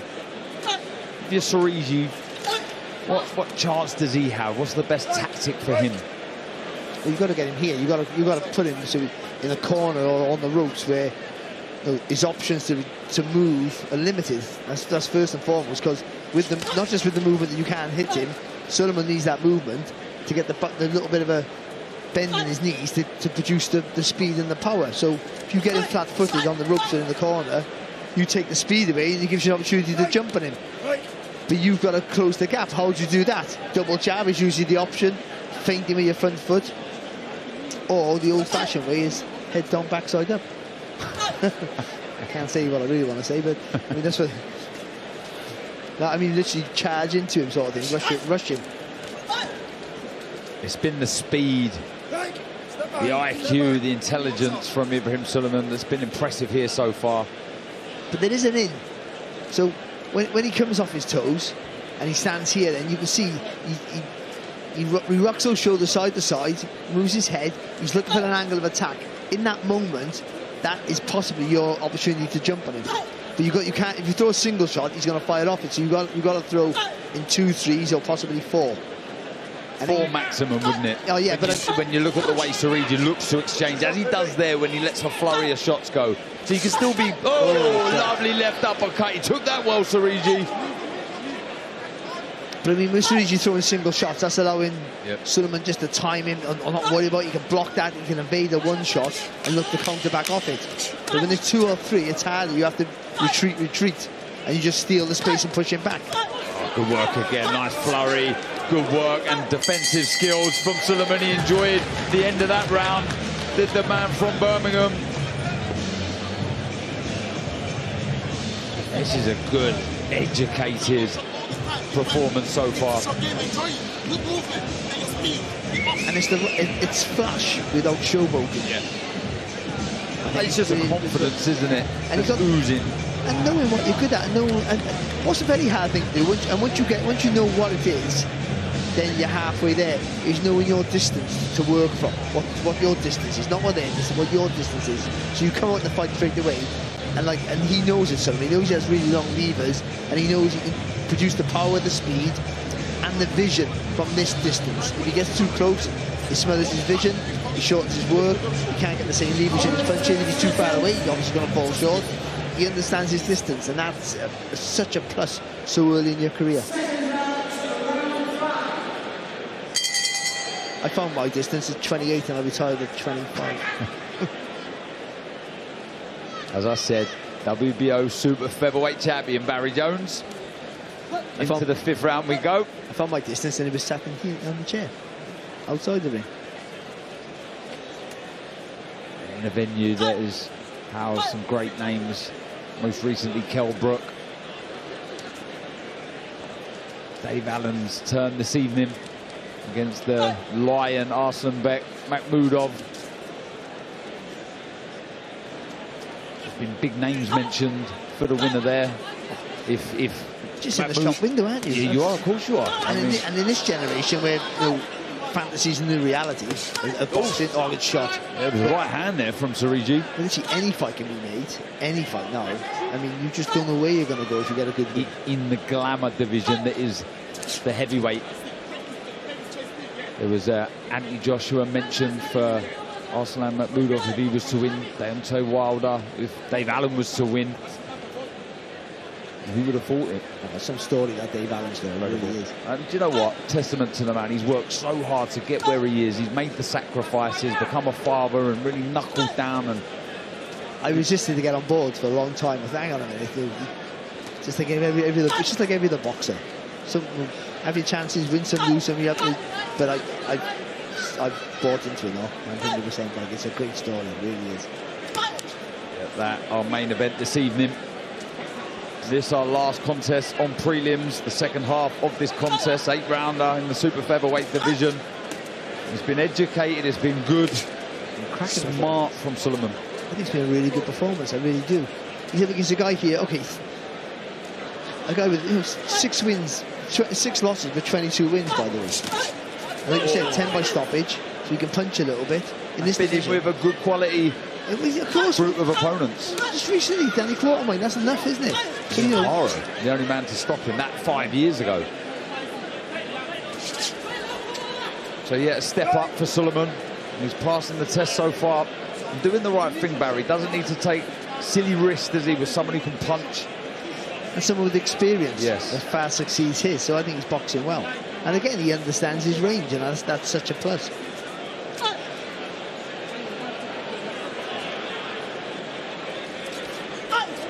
There's always going to be a critic, and we're quite often it. And I say you could do more, you should do more, but it's about stages in your career what you need to do to win a fight. Oh, that was a flashy lead, right uppercut there from Sullivan, a little spin-off after. Again, demonstrating that terrific accuracy. Even though it didn't work, it just the way he planted his feet as well. So he threw the body shot, knowing he was going to retreat, and he didn't quite land with that left hand over the top. But obviously, just going through the motions with it was really good.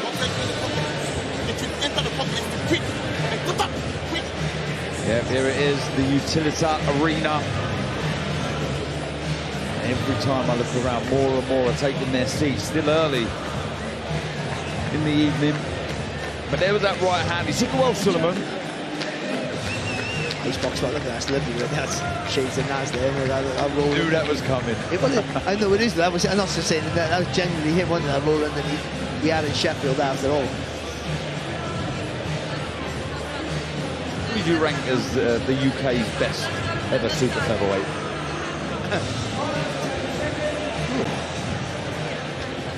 You putting yourself in top 5? No, well, I suppose so. I'm the first world champion they had, I know that.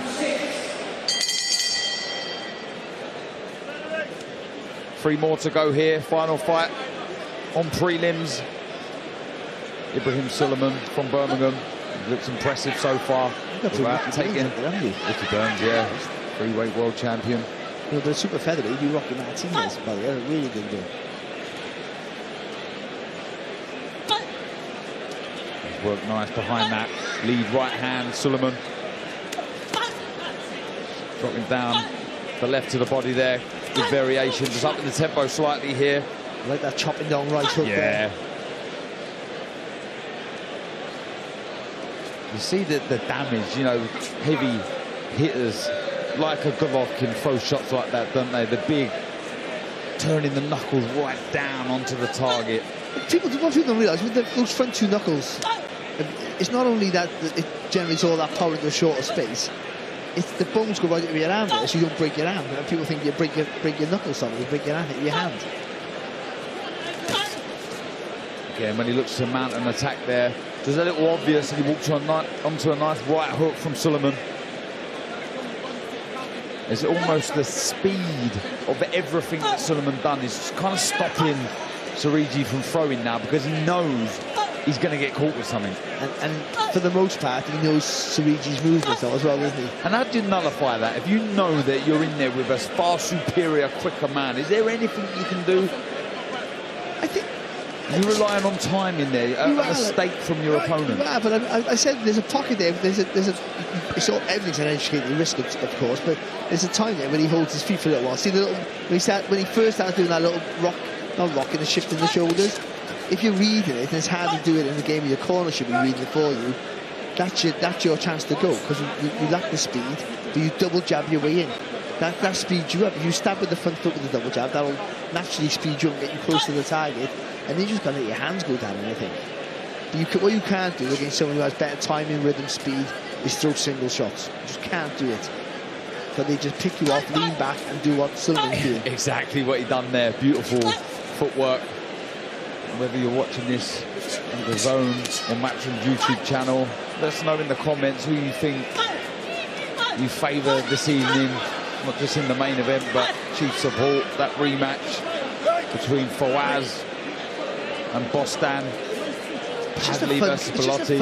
It is a fun card. Someone asked me, what's the card? I said, it's just a fun card. Every fight's got a really good, potentially be a really good scrap. He's boxed so well. He really has. Yeah. But his 9th fight, this is really, really good performance. And a step up, as we've said. Yeah, the small skipping the step as he walks back to that corner. Ibrahim Sulaiman, coach there, asking him to take some deep breaths. But he's enjoying himself in there, you can tell. Again now. Again, in open position. Again, they're just controlling the space for the most part. So they're going to start chopping right up. We were lording about in that round. Again, I just think he's controlled everything. Really dictating the pace of the fight. The distance has been good. Whipping in shots, a variety of his work. He's been trying to pick his shots really well. And I just think his whole fight management has been fantastic. He's a guy who's boxed at a higher level. Okay, maybe in defeats, but still, garnishes a lot of experience. 22 wins against a guy who's only in his 9th fight is a risk that most people say is not worth taking. And a guy that can punch as well. 2 more to go here. Final fight, as I say, on prelims here in Sheffield, the Utilita Arena. Ibrahim Sulaiman, very impressive. As Barry says, only his 9th outing in there with a man that has 22 victories to his name. He's stepped up and fought some good quality opponents, has Sariji. But he's passing this test and passing it with flying colours, Barry. Yeah, you just see there a lot of pocket of work, even though none of it actually landed that clean. But the rhythm in his work is just so nice to watch. When he throws that, you throw an uppercut, hook over the top, uppercut to the body again. And just the whipping movement to it is just really, really good to watch. Flashy without being showboating. And it's quite an unusual combination to throw, and a difficult one to throw, unless you have the skill set that this man has. And again, look back, and the range he has. You've got to have those long whipping arms to do it. So skipping a step left and right. And yeah, he's just been stopped, allowing to throw Sariji. Again, you see, look, he looks for that right hook, and it's the step out of range. Didn't look for the counter there, Sulaiman, but again, just demonstrating that far superior speed. And yeah, it certainly, Barry, has the look of someone who's enjoying himself in there. But what's important now, and it's important for your development, and you learn it in these sort of fights, is keeping that concentration. Because everything's going your own way here now. So you start to coast, that's when mistakes happen. And against an experienced guy, you might just slide in for the first time and throw that right hand, and this time it lands clean, and then you start to unravel. So it's keeping the concentration, even when things are all going your way. Actually, it's harder when things are all going your way than when they're not, because you have to force the concentration out to try and claw the fight back. When everything's going your own way, you could just be coasting and enjoying yourself too much at times. So he hasn't done that yet, but it's just a little caveat there that he doesn't make that mistake. A little bit of marking around and under that right eye of Sulaiman. That's the inside of his own glove. That is. Yeah, he's taken shots, hasn't he? Yeah, the left hook of Sariji.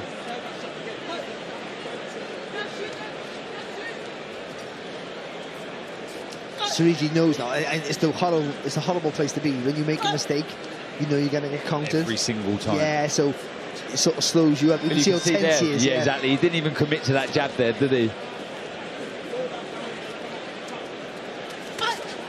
That's what I always say. I say it all the time when somebody has power, make him feel it early, make the opponent feel it early, because it'll slow him down, it'll tense him up, because they know if they don't get it right, they're going to get hurt, and it makes him tense and makes him tight and slows him down and tires him out. Well, 7 good rounds in the bag for the youngster from Birmingham, Ibrahim Sulaiman. 1 more to go before we head over to DAZN. 7 p.m. So much action.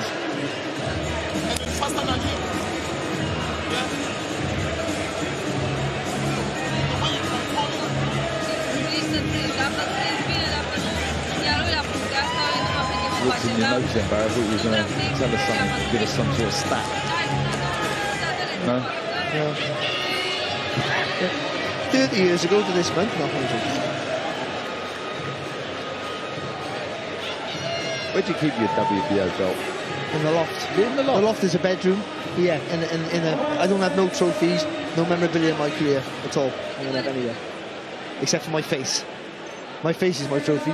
You got pictures of me in your house? What's that? A lot of it. You're like favourites, yeah.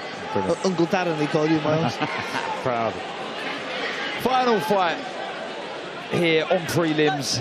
Final round, the 8th round. Ibrahim Sulaiman, James Sariji. I got more stuff for Joe Calzaghe than I have on me. How crazy is that? Or stalkerish, possibly. I don't know about that. What a great 46-0 legend. To watch his career was just after the joys of my life. You was there, weren't you, in Madison Square Garden when he fought Roy Jones? Unbelievable. Yeah, this has been one at a canter here for Ibrahim Suleiman. He's been in a nice rhythm. He's not taken any silly risks. The counter-punching, the speed of hand, foot, the reactions have been very, very impressive. It'd be tough to beat, that's for sure. He's stopped James Sariji from letting his hands go. Yeah, he's just clammed him up, hasn't he? He slowed him down and put him in a box. That's exactly what he's done. I mean, how do you match him now? That's the worry. I mean, you can't just let him loose. But, you know, you're having to pay more money. I mean, they're going to hate hearing this on the matchroom. But you have to pay more money, get people to fight him, or he's going to start fighting for titles now at the lower level. But then that's going to be a risk not worth taking for other people. Have him 11th in the rankings. Got Giorgio Vizioli, Royston Barney-Smith, Danny Quatermain, Reece Bellotti, Masood Abdullah, Josh Warrington, Josh Padley, Lee Wood, Jazza Dickens, the Cinderella man of the division. Ryan Garner, he looked very good last time out, didn't he? Against Reece Bellotti. Fantastic. Getting the job done in the last round in Bournemouth. And Reece Bellotti looked fantastic as well, even though he lost, I thought. Always fit, always game, always willing to lead everything in the ring. Padley's a great fight. Sullivan's been fantastic. And there's some names there that they're just not even worth talking about because they're bigger names. Other names that are so far ahead of him, even though they're in the British ratings, they're world level fighters, so you forget about those. And then some of the other names, then you don't. Vizioli, looks fantastic. His boxing title, of course, in Philadelphia. But, Roasted Barney-Smith is a fantastic talent as well. It's a really fantastic division. It really is, and good work there. Left to the body, finished with a right hook upstairs. Did Suleiman. Just over 30 seconds here in the final round. Again, though, he's kept that concentration I spoke about in the last round. He's still controlling everything, not coasting. Yeah, he's all carried away. He's stuck to the plan. He could do 12 rounds like this easy. But everything's been at his rhythm, his pace. I'm sure himself and manager JK will be on the phone and desperate to be out ASAP. Little marking around that right eye, no cuts and nothing to worry about. A very good, solid display from the 24-year-old Ibrahim Suleiman from Birmingham, progressing very, very well. Certainly in that his first real step up against a man with 22 victories, 10 inside the distance. He passes that with, as I said earlier, flying colours, and it will be very, very intriguing to see where he goes next, what he challenges for next. Yeah, I think you're right there. Matching him is going to be the difficult thing. Yeah, he's a real talent, he really is. And where he goes, who knows? But I mean, he has the potential to go very, very far. He really does. Yep, brilliant performance there. Let's hand over to Ben Edwards, who has the verdict.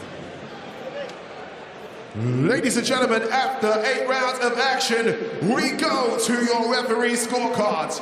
Referee Steve Gray scores the contest 80-72 in favor of your winner. He's still undefeated, Spider Ibrahim Suleiman. Yeah, Ibrahim Suleiman moves to 9-0 as a professional, and that a very, very good display against a step up in James Sariji.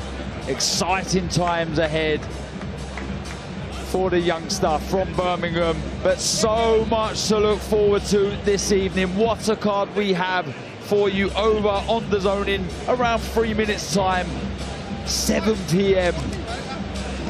Josh Padley, Reece Bellotti. That rematch after the controversial draw, Janae Bostav, Bilal Fawaz, and then the big one, Arslanbek Makhmudov, Dave Allen.